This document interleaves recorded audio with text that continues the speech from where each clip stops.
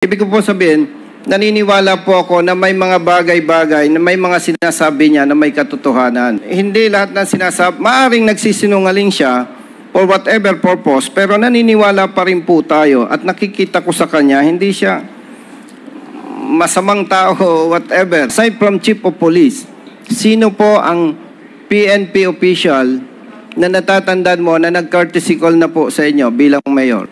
Matandaan ko po, nakapag-visit na po sa office po, PD po. Sino po ang provincial director na tinutukoy mo?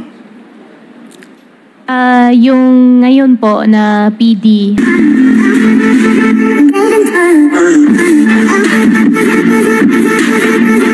Thank you, Mr. Chair.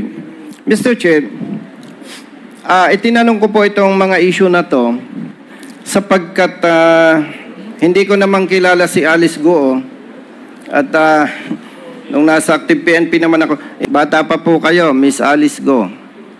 Hindi ko po sinasabi na sagutin po ninyo ng eksakto. Ang tinatanong ko po, Mr. Chair, kung iisipin mo po, Miss Alice Go, mga more or less ilang PNP senior officers na ang nakaharap mo? Your Honor, isipin ko po pero hindi ko po masyado maisip po eh. Nakapag-courtesy call po sa office po si PD. Ibig ko po sabihin, naniniwala po ako na may mga bagay-bagay, na may mga sinasabi niya na may katotohanan. And in fairness to her, Mr. Chair, with the support of evidence or evidences, gusto po nating ma-establish na hindi lahat ng sinasabi, maaring nagsisinungaling siya for whatever purpose, pero naniniwala pa rin po tayo at nakikita ko sa kanya, hindi siya masamang tao o whatever. Ano po? So, to continue, Mr. Chair, kay Miss Alice Go, base po sa mga sagot at patunay ni Vice Mayor, pinatututuhanan po niya na kayo ay lumaki sa farm. Base doon sa age, doon sa year, at sinasabing permit. Bago po kayo kumandidato, Miss Alice Go, o bago kayo nanungkulan, kayo po ba ay naging malapit sa mga residente ng Bambantarlac? Your Honor, that time po is pandemic. So, okay naman po. Okay naman. In other words, maganda ang relasyon nyo sa community. Tama po ba? But particularly po doon sa barangay ko po. Thank you, Mr. Chair. Miss Alice Go, sa pagkakaalam mo, bakit ka nanalong kandidato, no, ikaw ay kumandidato bilang mayor? Diretsahang kong tanong sa'yo. Malaki ba ang nagastos mo o hindi? Your Honor, I think blessed na rin po from God. In fact, 2 weeks before election, di na po ako gumalaw.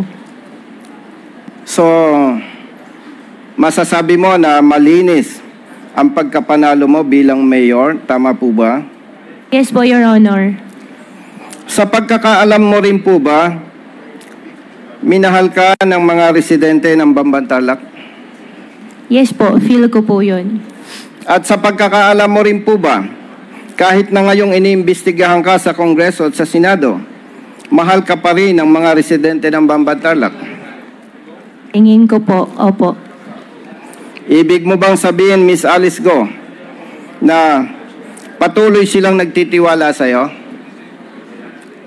Tingin ko po, Your Honor. Kung naniniwala ka na mahal ka at nagtitiwala pa rin sa'yo ang mga residente ng Bambantarlac, nais mo bang manatili na sila ay may respeto, may tiwala at pagmamahal sa iyo? Opo, Your Honor. Naniniwala ka ba, Miss Alice Go, na sa opinion ko lang, mapapanatili mo ang respeto, tiwala at pagmamahal sa iyo ng mga residente ng Tarlac kung magiging matapat ka sa pagsagot sa investigasyon na ginagawa ng Kongreso? Opo, Your Honor. Ibig mo man sabihin, may mga tatanong ako sa iyo, follow-up questions, na willing kang sagutin on behalf of your constituents from Bambantarlac. Tama po ba? Opo, Your Honor. Basta yung hindi lang po ako sasagot na may incriminate my own self po. Yes, I understand, Miss Alice Go. Matagal na po kayong engaged sa business, tama po? Opo. At nanungkulan kayo bilang mayor, tama po? Opo. Dahil matagal na po kayo sa business at nanungkulan bilang mayor, kayo po ba, maliban sa Chief of Police ng Bamban Tarlac, may nakaharap ba kayo na PNP officers? Yes or no? Yes po. Yes. Kung i-imagine po ninyo, you as mayor, hindi naman lalapit sa iyo yung patrolman or sergeant. Tama po ba? Your Honor, meron din po, patrolman. Yes, pero yung assign sa Bamban, tama po. Opo. Yes. Pero yung police personnel or officers from other units, kung maalala nyo po, may mga nakaharap na kayo, tama po. Your Honor, pag may nagka-courtesy call po sa office po. Courtesy call for what purpose? Nagpapakilala po, bilang ako po yung mayor, nagpapakilala din po sila na sila po yung kasama po natin sa serbisyo. Ano po yun? Siyempre, yung chief of police, naturalmente, magko-courtesy call sa'yo. Aside from chief of police, sino po ang PNP official na natatandaan mo na nag-courtesy call na po sa inyo bilang mayor?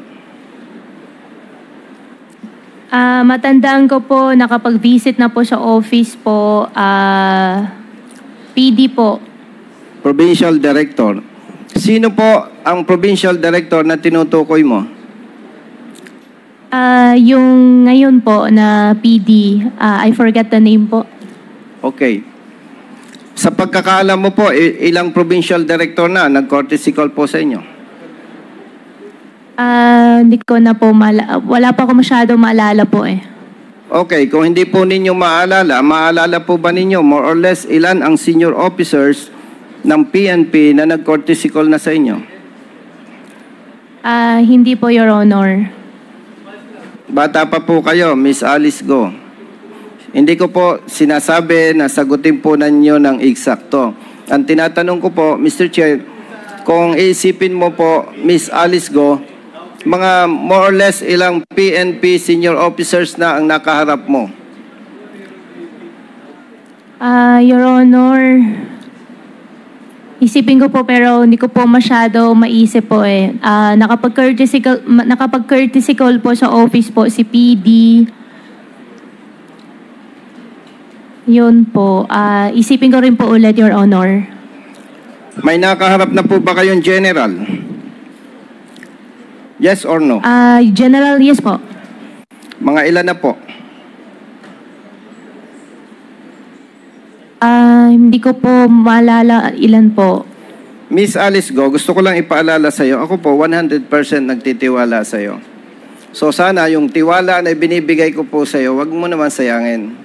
At ako po ay nagtatanong sa iyo, at inaasahan po ng taong bayan, particular ng Bamban Tarlac residents, your constituents, na ikaw po ay magsasabi ng totoo. Wala naman po kayo sa korte. Ano po? Balikan ko lamang po, sa pagkakaalam po ninyo, ilang PNP generals na ang nakaharap ninyo?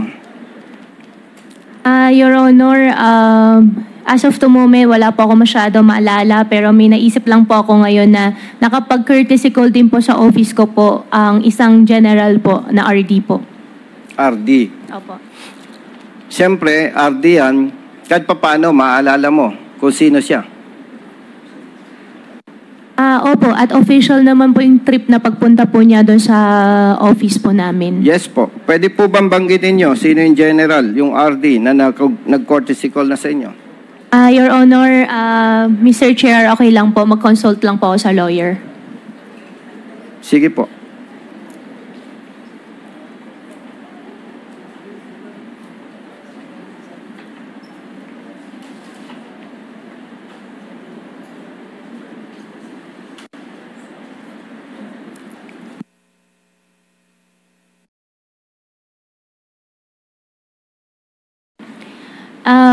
Mr. Chair, Your Honor, okay lang po ba sulat ko po sa paper, padala ko po sa inyo para walang pong ibang issue po na mai-involve po? Sige po.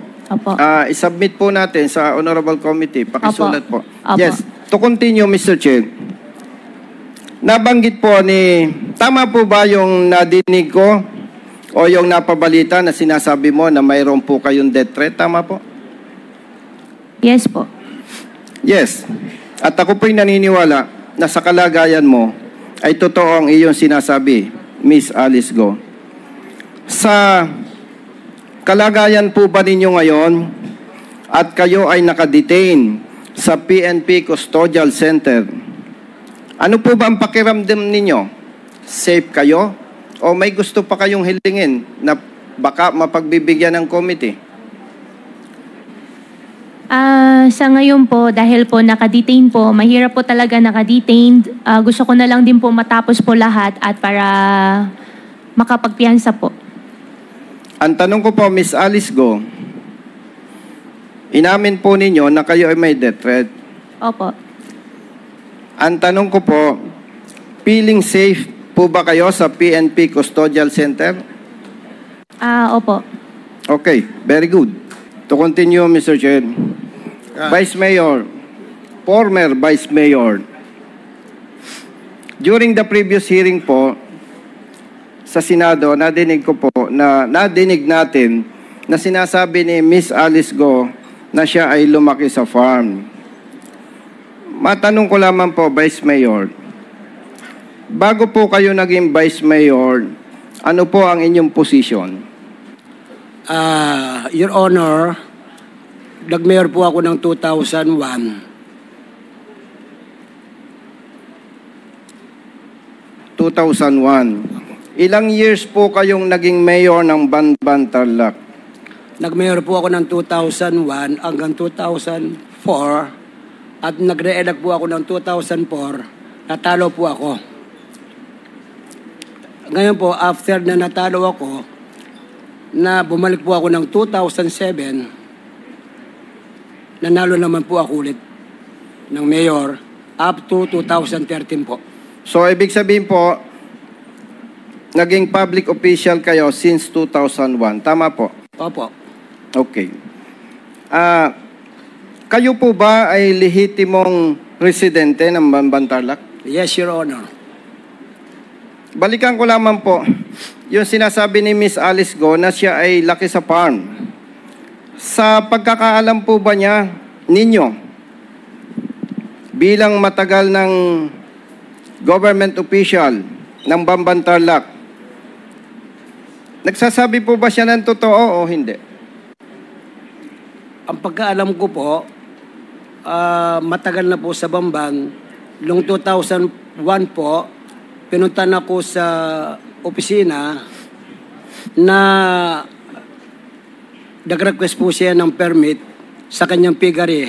Dahil nagkaroon po siya ng piggery doon sa Bamban, na nakabili siya ng lupa doon noong 2001. Kaya po,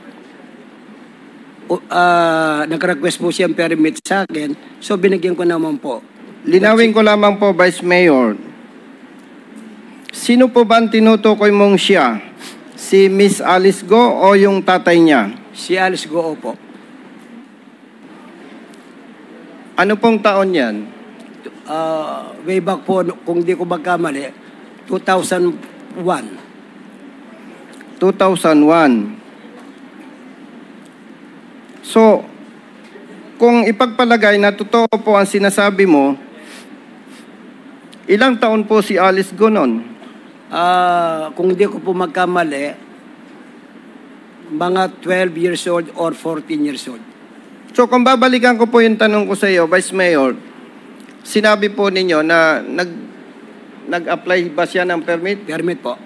Sa palagay po ba ninyo yung 12 years old or 14 years old may kapasidad na para mag-isip o mag-apply ng permit? Kasama po yung tatay niya. Kasama yung tatay niya. Nung panahong yon, palagay po ninyo, mga ilang taon na po ang tatay ni Miss Alice Go? Ang estimate ko po, between more than 30 years siguro. Okay. So, kung titingnan po natin, mga ilang taon po? Mga 30 years or something, 40 years, ganun po, ang aking estimate na edad. Ibig sabihin po, naniniwala ka na talagang si Miss Alice Go ay nung edad na yon ay nandun na sa kanilang farm. Nandun na po siya. At nabanggit po ninyo na nag-secure ang tatay niya, sila o sino man, nag-secure ng permit, nag-apply. Tama po? Opo, Your Honor. Mr. Chair, Vice Mayor, dahil nag-issue ka ng business permit or permit para sa kanilang piggery, sa pagkakaalam po ninyo, kaya pa nating makakuha ng ebidensya na totoo yung inyong sinasabi? Meron po sa opisina po. So, ibig sabihin po, naniniwala kayo na si Miss Alice Go lumaki sa farm? Naniniwala po ako dahil kasi nung pong 2000, nung nakaraan na eleksyon po, na ako po yung naging vice mayor niya. Last election po, 2022. Nung natapos po ang term mo bilang mayor, at partikular itong tumakbo kang vice mayor, si Miss Alice Go ba kasama po ninyo sa partido? Kinuha po ako ng dating mayor dahil po habol siya ng congressman para magkaroon po siya ng mayor na tinanong po siya kung gusto niyang umabol ng mayor. In other words, hindi kayo lehitimong magkapartido ni Miss Alice Go? Nakapartido po kami ng independent. Vice Mayor, kaugnay po sa isinasagawang investigasyon ng Kongreso at ng Senado, kaugnay dito sa sinasabing illegal pogo. At sinasabi rin na si Miss Alice Go ay involved dito. Sa inyo pong, siyempre kayo po ay matagal na nanunungkulan sa Bamban Tarlac. At alam naman po natin, bilang ikaw ay public official, elected official, hindi naman pwedeng sabihin na wala kang pakialam sa mga nangyayari sa area mo. Sa personal opinion nyo po, ano po ang masasabi nyo about this issue involving Alice Go? Ang masasabi ko lang po, yung pogo na po yan, ang pagkaalam ko po, kaya nabigyan po namin ng letter no objection po, dahil ang pagkaalam ko po na legal po ang pogo. Dahil po ang pogo, makakapagbigay ng additional revenue tax at employment po sa aming bayan. Dahil po, nung ako'y mayor, hanggang ngayon po, ang class ng Municipality of Bamban, it is second class municipality po. Alos walang trabaho po ang mga kababayan namin. Your Honor, if I may, clarification lang kay Mayor. Ang ibig mong sabihin, Mayor, 2001, nag-a-apply na sila ng POGO sa inyo? Ay, hindi po. Piggery po. So, piggery yung in-applyan. Okay, sige. Thank you. Yes, Mr. Chair. Ang intention po natin, Mr. Chair, kaya po natin na itanong yan, to establish yung aligasyon ni Miss Alice Go na siya ay lumaki sa farm. At nabanggit po ni Vice Mayor na kumuha ng permit noong I think 2000 o 2001 at sinasabi po niya na kaya pang ma-dig up o makapag-produce ng ebidensya na talagang may permit itong mag-ama ni Miss Alice Go. Mr. Chair, maaari po bang mag-request sa Vice Mayor na mag-submit ng proof na talagang nag-issue ang Bamban Tarlac ng permit para sa farm o piggery ni Miss Alice Go at nung kanyang tatay, nung kanyang father, Mr. Chair? Yes, ikaw ba ngayon ang acting mayor, Mayor? Hindi po. Hindi. Ako So po we y- will ako po probably yung request that. Kami po yung nasuspend, Mr. Chair, Okay, sige. ng 3 months. So who's the acting mayor? si yung pong first councilor. Nandito ba siya? Andyan po, si RJ Timbang. Can we, acting mayor, humihingi ng dokumento si Congressman Busita. So narinig niyo naman yata, no, kung ano yung hinihingi niya. So can you please submit the documents to the committee? Salamat po. Thank you, Mr. Chair. Yun lamang po, Mr. Chair. Maraming salamat po, Miss Alice Go. Salamat po. Ito po yung name. Thank you, Congressman. Pakisubmit na lang po.